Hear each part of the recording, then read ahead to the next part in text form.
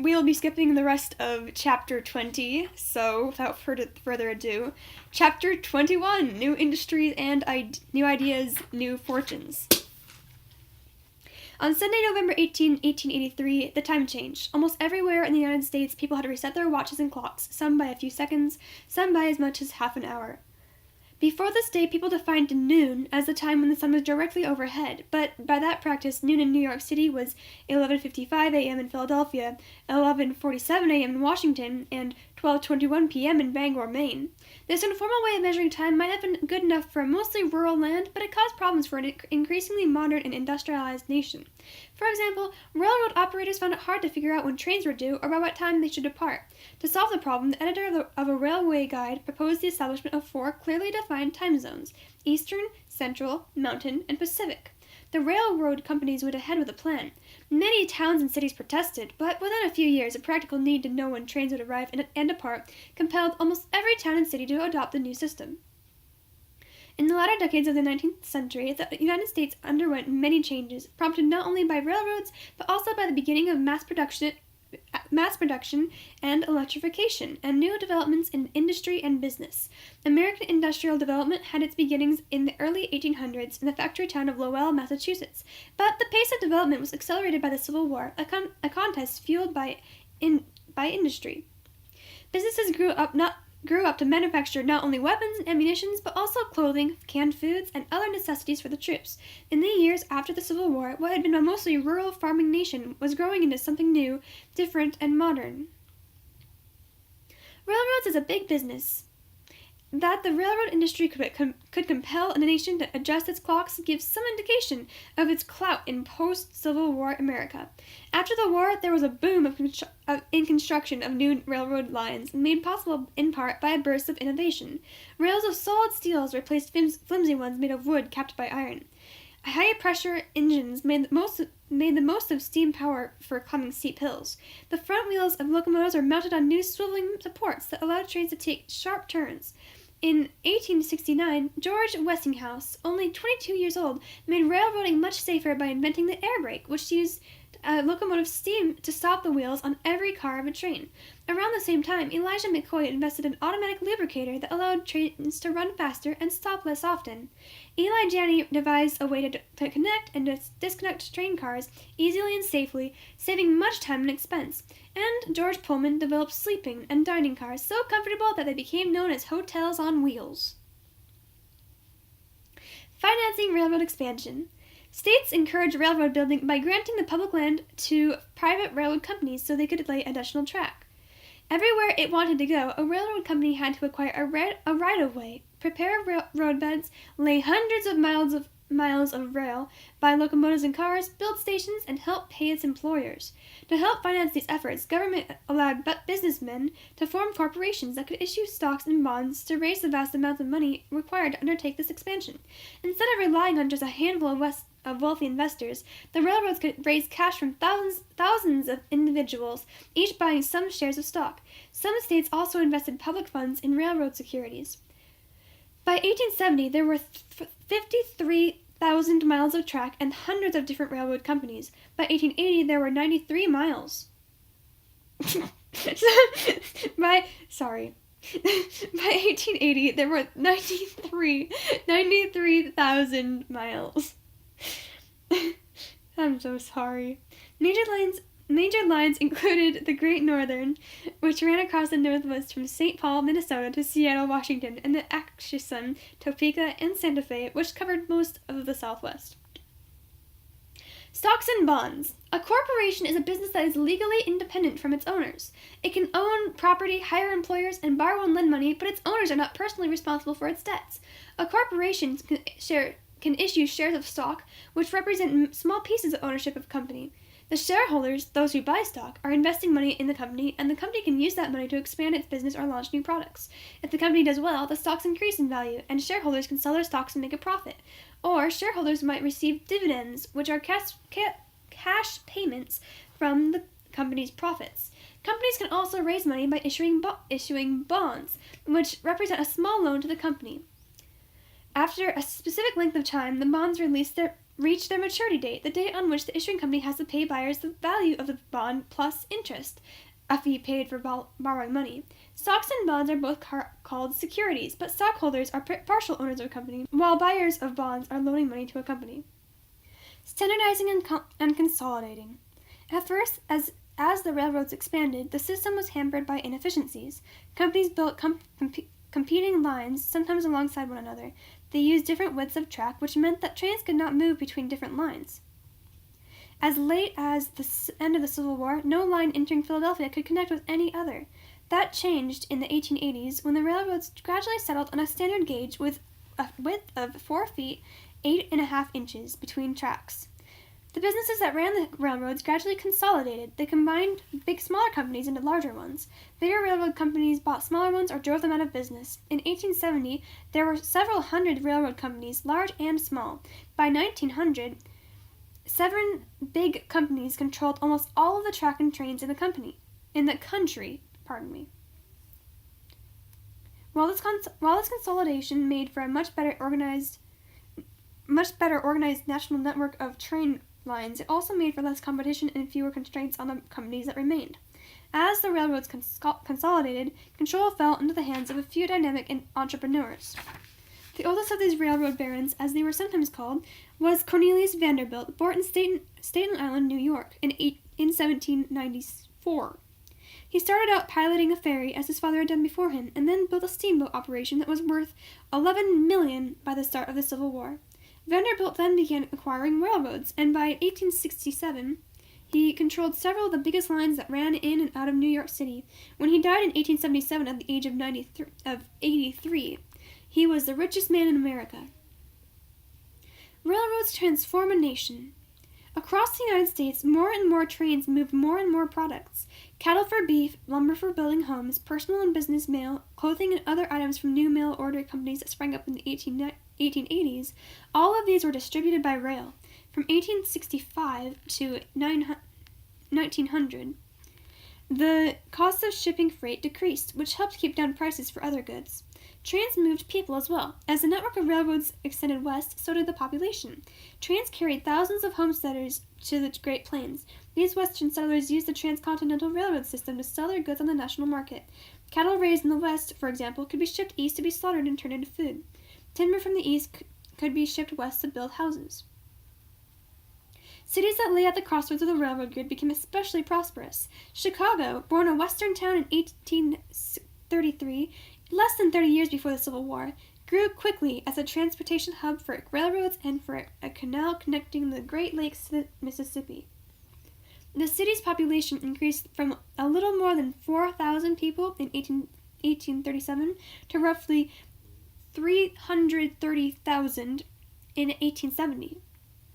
Trains took cattle from western ranches to the Union stockyards, the Chicago slaughterhouses. The beef then traveled in refrigerated cars from Chicago to towns across the country. The city grew to become the urban heart of the rising Midwest. In 1916, the poet Carl Sandburg described Chicago as a player with railroads and the nation's freight handler.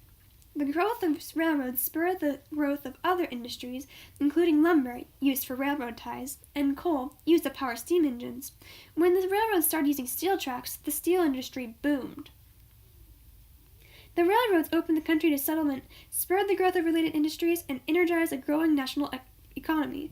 The railroads helped make the United States united as never before. Ward and Sears, selling to millions. In the United States in the late 19th century, many people still lived on farms outside the crowded cities. Many of these farmers had extra cash to spend because modern machinery had helped them make their farms productive and profitable. In the big cities, new department stores catered to middle-class consumers. But in rural areas, farm families relied on traveling salesmen and peddlers for their purchases. They paid high prices and often had very little variety to choose from. Montgomery Ward, who worked as a salesman in a general store and then as a traveling salesman, recognized the need of rural consumers. He understood that improvements in transportation and communication, including railroads and the postal service, would allow farmers and other rural people the opportunity to shop by mail. In 1872, 1902, he issued his first mail-order catalog, a single sheet listing about 150 items for sale. His business grew quickly. By the 1880s, his catalog had expanded to more than 500 pages, offering more than 20,000 items. Clothing, jewelry, silverware, toys, medicines, musical instruments, tools, and much more. Ward soon faced a competitor in the mail-order business, Richard Warren Sears. Sears had a genius for writing and designing catalogs and for sensing what the masses wanted. In 1887, Sears took on a business partner, Alva Curtis Roebuck. By that time, the U.S. Rail and postal networks were so well developed that almost anything could be shipped almost anywhere. Sears and Roebuck turned their catalog into a nationwide mail-order business that gave rural families a chance to buy the same goods as city folk. The Sears-Roebuck catalog was often called the nation's wish book.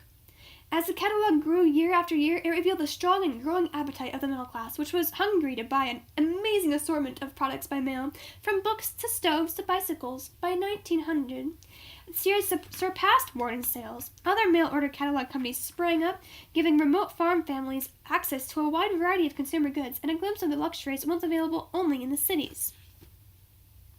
Iron and steel. To be useful, iron has to be melted down to remove impurities, mainly carbon. This process is called smelting. Iron with a lot of carbon left in it is hard and brittle and is called cast iron. Iron with just a little carbon is malleable and is called wrought iron. Iron with an ideal blend of carbon, strong but not brittle, is called steel. In the 1850s, an English engineer, Henry Bessemer, invented a process that made it possible to remove carbon and other impurities from iron much more efficiently. The Bessemer process made steel more affordable. Captains of industry. In the late 19th century America, railroads were not the only big business. In the period of economic growth and industrial development spurred by the Civil War, large national corporations began to dominate steel, oil, and other industries. Some of these corporations were founded and run by a new kind of economic titan. These men, sometimes called captains of industry, presided over the development of modern American business. They accumulated great wealth in the process, but often by controversial means. Carnegie and Steel. The railroads increased the demand for certain natural resources, in particular timber, coal, and iron ore, and spurred the growth of industries providing those resources. New technology allowed iron to be made efficiently and affordably into steel, an unusually strong metal in great demand for making railroad tracks and engines. Andrew Carnegie, an immigrant from Scotland, saw the future of steel and helped create a new industry. In 1848, when he was 12, Carnegie came to the United States from Scotland with his out-of-work father. The immigrant boy went to work in a textile factory. He received little formal education after his earliest childhood, but he labored tirelessly to educate himself and get ahead. He taught himself to operate a telegraph and got a job with the Pennsylvania Railroad. He quickly moved up in the ranks and was soon on his way to riches. Carnegie decided to take advantage of new technologies and build a steel-making factory. His factory opened in 1875 in Braddock, Pennsylvania, near Pittsburgh. By 1900, he owned not just steel mills, but the great iron ore fields in northern Minnesota, the steamboats that transported the ore across the Great Lakes, the rail lines that it took from there to its enormous mills in Pittsburgh, and the coal mines and coke ovens that fueled the process. By acquiring the companies that provided the supplies, equipment, and services needed to make and deliver the product, Carnegie was practicing a business technique called vertical integration, also used by some of the major railroad companies. By controlling all the steps in the steelmaking process, Carnegie could minimize risk and maximize profit. His efforts helped him dominate the American steel industry. In 1881, Carnegie joined forces with another powerful businessman, Henry Clay Frick. He made Frick chairman of the board in his company in 1889. Frick controlled many of the coal fields of Pennsylvania. Like iron, coal was a key resource in steelmaking used to power the furnaces. By 1871, when he was just 21, Frick had begun buying coal land and building ovens to heat the coal and a coke for making steel. He knew how to attract investors and keep expanding his business, and by the time he was 30, he was a millionaire. Carnegie and Frick were two of the most powerful industrialists in America. They did not always get along well. Frick was a ruthless businessman whose workers despised him for his harsh tactics. His toughness served him well when an assassin broke into his office and tried to kill him. Frick was shot twice and stabbed, but he managed to tackle the man and survive. As a businessman, Carnegie could be as ruthless as Frick. He would He would push to reduce the cost of producing a ton of steel by even a penny. He succeeded in making the finest, strongest steel in the world and selling it at a price so low that his competitors could not match it. Carnegie used a business strategy called horizontal integration, acquiring competing businesses and merging them into one corporation. He drove other steelmakers out of business and eventually established a monopoly. When his was the only steel company still standing, he raised prices and customers had no choice but to pay the higher rate. By 1900, the Carnegie Steel Company was producing 4 million tons of steel and making profits of $40 million a year. Rockefeller and oil. In 1859, a group of men dug a well in Titusville, Pennsylvania, hoping to extract some of the black, flammable liquid that oozed out of the ground. They wanted to sell it as a lubricant in place of animal fat and for lighting in place of candles and whale oil. Within weeks, an oil rush began that would become as big as the California gold rush before the Civil War. The oil was taken to Cleveland, Ohio, and other places to be refined. Refining is a process of heating oil to purify it. Products like kerosene can be separated out because they vaporize at different temperatures. One of the Cleveland refineries had been opened up by a group of business partners that included John D. Rockefeller, the son of a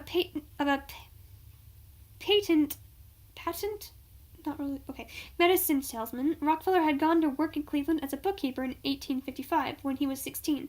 By the time he was 20, he was one of the city's most successful young businessmen. When he got involved in the oil refineries, he resolved to get control of every possible part of the oil business.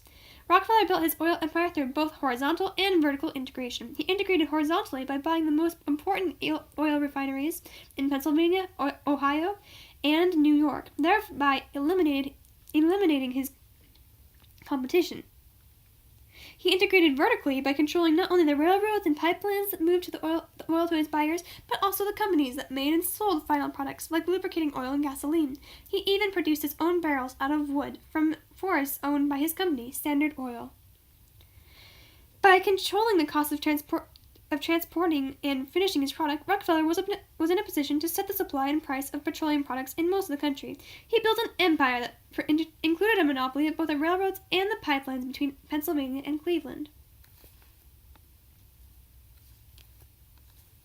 The Standard Oil Trust. A corporation had to be chartered by an individual state, and each state had its own laws and regulations. Rockefeller, however, wanted to create a national conglomerate with unified direction for all his various businesses, so he organized a trust. The law allowed individuals to set up a trust so that a person could be entrusted with controlling someone else's property. For example, an adult might be appointed to control property inherited by a very young child. In business, however, a group of companies agreed to be supervised by a single set of directors or trustees. In setting up a trust, the goal was to control or eliminate competition. In other words, to achieve a monopoly. In creating the Standard Oil Trust and setting himself up as chairman of the trustees, Rockefeller built the biggest business that the nation had ever seen. By 1879, Standard Oil controlled 90% of oil refining in the United States. The monopoly Rockefeller assembled effectively eliminated all competition in the oil market. He fully controlled the production and transportation of refined petroleum. Though critics charged that he had too much power over the supply and price of oil, others argued that he had brought order and lower prices to a chaotic industry. Rockefeller controlled the oil industry until the early 20th century, when new oil fields were discovered in Texas and California, just in time to feed a major new invention, the automobile. JPMorgan Banking. One reason for the success of these new mammoth business enterprises was John Pierpont Morgan. The son of a Connecticut banker, Morgan was born in 1837 and educated in Europe. In 1871, he joined with several partners to form an investment banking firm. As an investment banker, J.P. Morgan channeled funds into buying large amounts of company stocks and bonds, which he would then sell at a profit. His investments helped companies grow into large corporations. Because his profits depended on the well-being of the companies in which his banking firm invested, Morgan took an active interest in the operations of those companies. He tried to eliminate corruption and bring good management practices to the business of railroading, such as regular investment in improvements to trains and lines. Like Rockefeller, he saw competition as inefficient and wasteful, and he worked to merge firms into larger trusts. Morgan's greatest triumph with railroads came in in 1885, when the New York Central and Pennsylvania lines got into a potentially ruinous race. Both companies were building very expensive routes across Pennsylvania and New York, each hoping to put the other out of business. Morgan invited the top executives of the two lines aboard his yacht. In a day-long cruise on the Hudson River, he worked out a peace deal between them. The two railroads paid Morgan handsomely for his day's work. Morgan's most extraordinary deal, however, came in 1901 when he engineered the purchase of Andrew Carnegie's steelmaking empire. He quickly proceeded to acquire smaller steel companies, as well as iron ore mines and a shipping firm, to create the first billion-dollar corporation, United States Steel. At the turn of the century, Morgan reigned as the most powerful banker in the world. The Gilded Age. In 1873, the novelist Mark Twain, along with his friend, the writer and editor Charles Dudley Warner, published The Gilded Age, a satirical tale of the fever to get rich quick through land speculation, along with the related corruption and ambition in Washington, D.C. The title became a nickname for years between the end of the Civil War and the close of the 19th century, marked by greed and political corruption, as well as a new class of the super rich with their extravagant displays of wealth. Industry in the South. After the Civil War, much of the energy that might have gone into industrial development in the South was consumed by conflict over Reconstruction. But the South's resources did create some opportunities. Cotton remained king. The number of cotton mills grew from 161 in 1880 to 400 in 1990. In 1871, a group of developers selected an area in Alabama rich with the minerals needed for iron manufacturing. There they built a town and named it Birmingham, after England's great iron-producing city. Alabama's Birmingham soon became a steel-making center famous as the Pittsburgh of the South. The greatest captain of industry in the South was James B. Duke, the son of a North Carolina tobacco farmer. Looking for a new way to expand the appeal of his crop, Duke focused on a growing popular fad, the cigarette, a pre-packed roll of tobacco lighter than a cigar and easier to smoke than a pipe. After the invention of a way to roll cigarettes by machine, Duke dominated the tobacco business. He was soon selling billions of the cigarettes per year. By the turn of the century, his American tobacco company had put most other cigarette manufacturers out of business. Some enterprising Southerners hoped their region would take further steps to modernize. Henry Grady, editor of the Atlanta Constitution, declared the beginnings of a new South that stands upright, full-statured, and equal among the people of the earth. Despite some progress, the South in the late 19th century remained a largely impoverished area that mainly provided raw materials to be exported or made into finished goods up north. An age of innovation. In the early and mid-1800s, American inventors like Cyrus, McCormick, and John Deere had opened the door to profitable agriculture on an enormous scale. McCormick's mechanical reaper and Deere's steel plow, as well as other new farm equipment, enabled fewer people to farm more land faster than before, helping increase the amount of food available to Americans while lowering its price. Eventually, McCormick and Deere ran companies that were among the biggest farm equipment manufacturers in the world. Beyond the realm of agriculture, in the mid to late 1800s, a series of inventions spurred the industrial and economic growth of the United States.